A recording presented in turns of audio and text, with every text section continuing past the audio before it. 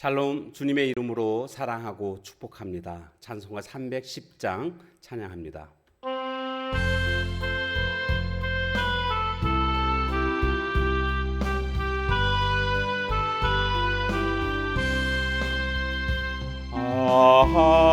하나님의 은혜로 있을 데 없는 자 왜 구속하여 주는지 난 알 수 없도다.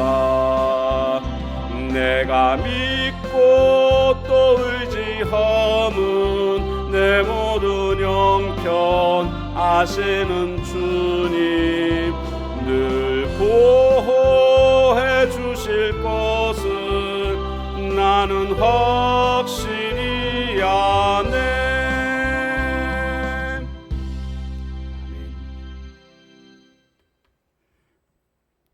하나님 말씀은 역대상 19장 1절에서 7절까지 말씀 보겠습니다. 19장.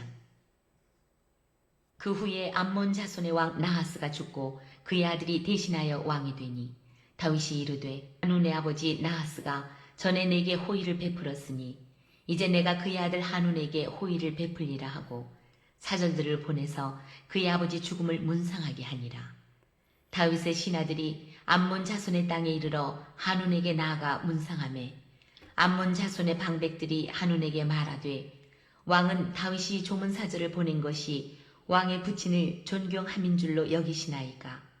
그의 신하들이 왕에게 나아온 것이 이 땅을 엿보고 정탐하여 전복시키고자 함이 아니니까 하는지라.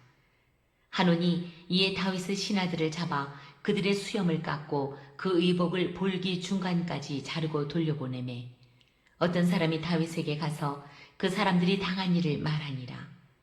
그 사람들이 심히 부끄러워하므로 다윗이 그들을 맞으러 보내 왕이 이르기를 너희는 수염이 자라기까지 여리고에 머물다가 돌아오라 하니라.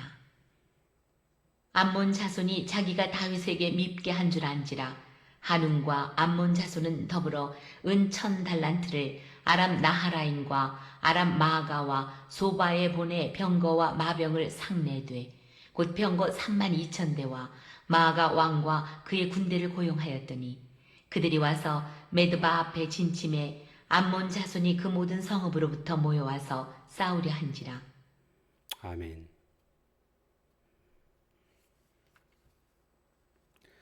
다윗이 하나님이 이기게 하심으로 말미암아 이스라엘 나라가 큰 힘을 가진 나라로 만드는 그런 왕이 됐습니다.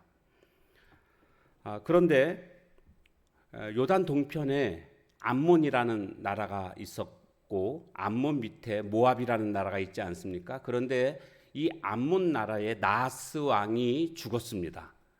나하스 왕에게 호의를 받았던 적이 있었습니다. 정확한 내용은 성경에 나오지 않지만 짐작하기는 아마도 다윗이 왕이 되기 전에 사울 왕의 그런 위협으로부터 도망 다닐 때에 도움을 받지 않았나 싶습니다. 그래서 다윗은 왕이 되고 나서 주변에 있는 민족들을 정복할 때에 암몬은 건드리지 않았습니다. 그리고 동맹 관계를 유지하고 있었습니다. 그런데 그 나하스 왕이 죽게 되자 조문사절단을 보내게 됩니다. 정말 순수한 마음으로 그렇게 나하스 왕의 아들 한운에게 조문사절단을 보내서 문상하게 했는데 문제는 그 한운의 방백들이 신하들이 한운에게 조언하기를 다윗이 이렇게 사절단을 보낸 것은 우리 땅을 정탐하고 그리고 우리를 전복시키기 위해서 우리나라를 빼앗기 위해서 보낸 것입니다. 이렇게 잘못된 조언을 하게 됩니다. 그러니까 우리나라도 대통령이 혼자 나라를 다스리는 게 아니지 않습니까? 주변에 여러 사람들이 있죠. 그 사람들이 올바로 조언을 해줄 때에 나라가 올바로 갈 수 있는 것입니다. 지금 잘못된 조언을, 그러니까 다윗의 뜻을 완전히 오해해가지고 한운이 올바른 결정을 하지 못하게 만들고 있는 이런 상황을 지금 우리는 보고 있습니다. 이런 일이 나중에 다윗의 아들 솔로몬, 그리고 솔로몬의 아들이 르호보암이 왕이 됐을 때에 백성들이 너무 우리가 일하는 게 힘드니까 일을 좀 줄여달라라고 하소연을 했을 때에 그 솔로몬과 함께 했던 연륜 있는 신하들은 저 탄원을 들어주라고 조언을 합니다. 반면에 함께 자란 젊은 신하들은 르호보암에게 저들이 아직 제대로 아직 일을 하지 않으니까 저런 소리 하는 거라고, 더 중한 일들을 하게끔 시켜야 한다, 이렇게 조언을 했고, 결국 르호보암은 젊은 신하들의 잘못된 말을 듣게 되지 않았습니까? 그것 때문에 이제 북쪽과 남쪽으로 나라가 나뉘게 되는 그런 결과를 가져오게 됐던 것입니다. 오늘 이 한운의 신하들이 잘못된 조언을 하게 되었고, 그래서 한운은 어떻게 했습니까? 그 솔로몬이 보낸 조문단의 신하들의 수염을 깎았습니다. 그 권위를 상징하는 수염을 깎았고, 옷을 볼기가 드러나도록 아래를, 하체를 부끄럽게 하는 그런 옷을 잘랐습니다. 이것은요, 당시에 포로들에게 모욕을 주기 위해서 했던 행동이었습니다. 그리고는 돌려보내게 됐죠. 이 소식을 듣고는 다윗이 화가 났겠죠, 당연히. 근데 다윗은 당장 보복할 수도 있었지만, 보복보다 더 중요한 것은 자신이 보낸 신하들의 그 모욕을 덮어주는 거였습니다. 그래서 그들에게 너희들 다시 돌아와서 일하지 말고, 일 안 해도 괜찮으니까 여리고에 머물면서 수염이 자랄 때까지 있다가 자라면 그때 돌아오라고. 그러니까 신하들을 배려하는, 신하들을 모욕당하지 않도록 감싸주는 다윗의 따뜻한 마음을 우리는 볼 수가 있습니다. 다윗은 순수한 마음으로 은혜를 베풀고자 했던 것인데, 암몬은 그것을 이해를 하지 못하고 오해하는 그런 모습으로 지금 나오고 있지 않습니까?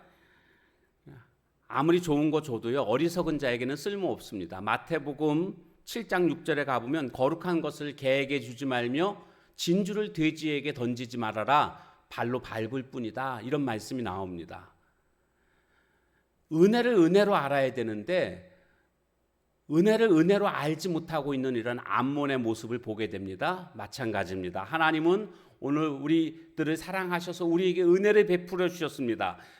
그래서 독생자 예수님을 보내주신 것 아닙니까? 그런데 그 예수님을 십자가에 못 박았습니다. 은혜를 은혜로 알지 못하고 있는 세상 사람들. 그래서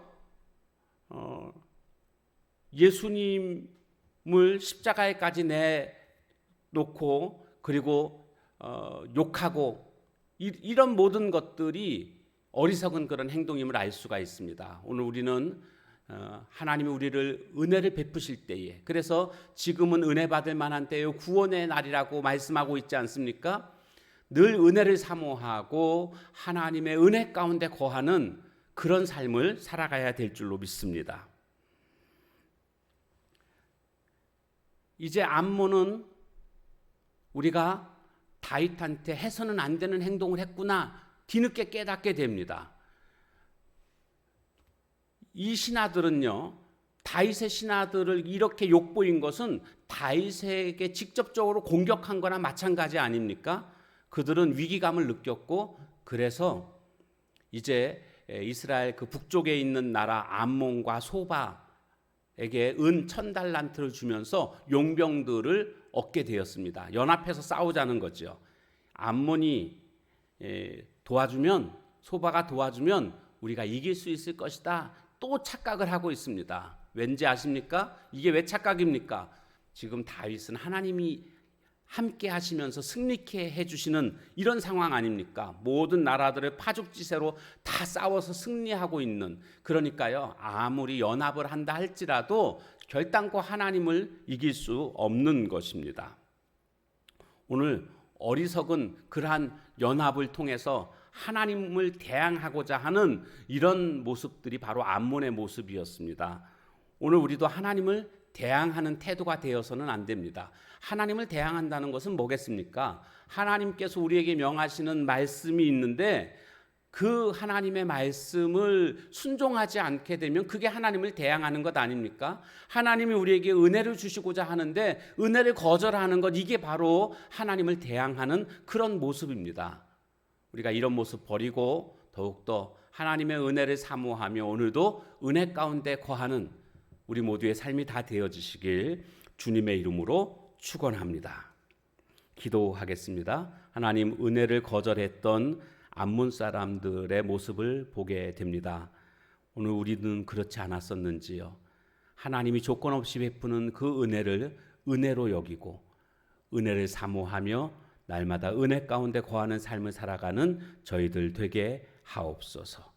예수님의 이름으로 감사하며 간절히 기도하옵나이다. 아멘. 주신 말씀 붙들고 기도하시고 또한 각자의 기도 제목 가지고 기도하는 시간을 갖도록 하겠습니다.